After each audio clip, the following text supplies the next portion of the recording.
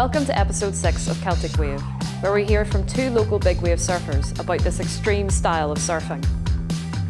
Exposed to the storm swells breaking in on the North Atlantic, Ireland has become one of the most renowned big wave surf spots. Big wave surfing has become a competitive sport in its own right, and Ireland boasts some of the largest waves in the world.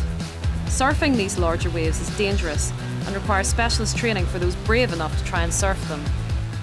The nature of growing up here, and like literally from the window, you can see Mullaghmore Headland, so there's no escaping it when big wave surfing started to arrive in Ireland.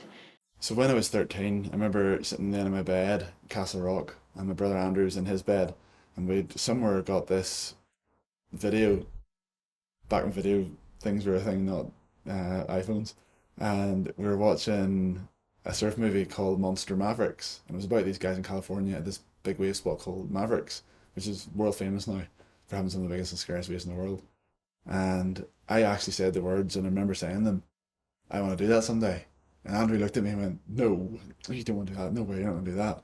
But I always wanted that in my, throughout my teens, that's what I wanted to do. And when I was 22, that's what I did. And I got my friend Emmett in Bundoran, and the two of us got boards made and trained for it for 6 months, went there and stayed there for a month. And we did it, we surfed Mavericks and surfed really big scary waves, probably the biggest we surfed. But what happened was it made me realise that those waves existed here. So I came back here with this fire inside me to go and do this in this country. I got a phone call from Chris Malloy telling me to come down to the cliffs of Moher, and they were going to have a session there. And my intention really was to just go. I hadn't seen it break yet. They'd been surfing it for about a year.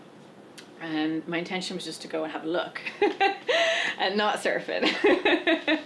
But then all the elements kind of came together. Some of the the best, most experienced surfers and watermen in the lineup, and kind of sure, why not? So I had this oversized impact vest that didn't fit from Chris Malloy, who's and then the first time ever on a surfboard with straps, so a tow surfboard's much heavier, and your feet are strapped in, but the spacing was like way too wide. It was one of the guys' boards, and then just the feeling of like being pulled in by a jet ski and having that power, and then you're also working with the driver and trying to sense and feel when the right time is to let go of the tow rope, and then also being at the bottom of the cliffs of Moher. And taking that in, and then having this huge ocean wave come in and then ride it. So you're really between the power of the ocean and then this this wall of rock rising up to meet you, and you're kind of in between. The adrenaline rush was like huge, but the first go, Dylan Stott, another big wave surfer who's based here, was the driver, and he towed me in, and I couldn't understand anything he was saying, so I just held on like death grip onto the tow rope and didn't let go at all. So we did this full loop, never got the wave, and then I was like, okay, the next one. But yeah, at that moment, as soon as I let go of the tow rope and got my first wave at a place like Aileen's at the cliffs of Moher, I was like completely hooked. You know you shouldn't be there, but you want to catch one of these things. So you're it's almost like your heart is trying to make you do it, your head doesn't want you to do it, so you're kind of, one thing's pulling you to get out of the way, one thing's making you sit there, and in the middle of it there's this stubborn wee guy inside me going, don't you move, you're staying here, and you're going to turn around, you're going to catch this thing. So the fear's there all the way through, from days in advance right up literally to the very last minute you go over that ledge and go. It's incredible. And then you're just so focused on not falling off. And it almost feels like a breath hold, like riding the wave is like a space in between an inhalation and exhalation. And it isn't until afterwards, when you get like spat out onto a channel, that it all kind of comes flooding in, all the feeling. So when I'm actually riding the wave, it's hard to process. I guess I'm just riding the wave. I'm not feeling or thinking anything. And then afterwards, it just like, it's like an explosion, and it all comes flooding in, the euphoria, the excitement, the overwhelm, the adrenaline. And then it's something lovely as well, I think, in surfing, when it's witnessed, it's a lovely celebration too, especially with big wave surfing. So to have that, everyone in the channel hooting, and then you've survived, which is a nice feeling too. Yeah.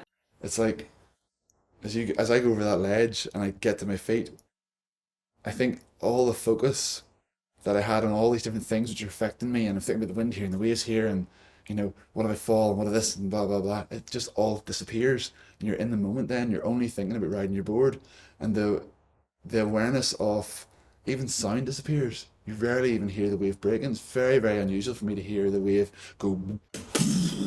I can only think of it in a couple of instances actually. And Portugal one, and Aliens another one. In County Clare, I can actually hear it exploding. Most of the time, it's complete. It's almost like tunnel vision. I don't hear much. I can see, and I'm only aware of things that literally come into my sort of close to me. It's weird. It's like it's almost hard. It's almost like something otherworldly in a way. Thanks for watching. If you enjoyed this episode, please like and subscribe for more content. In the next episode, the surfers tell us their gnarliest wipeout stories. And I scrambled for this board, for this next wave, and I got a rush as I went forward, and then I went up in the air, and then there was a crash, and everything went black.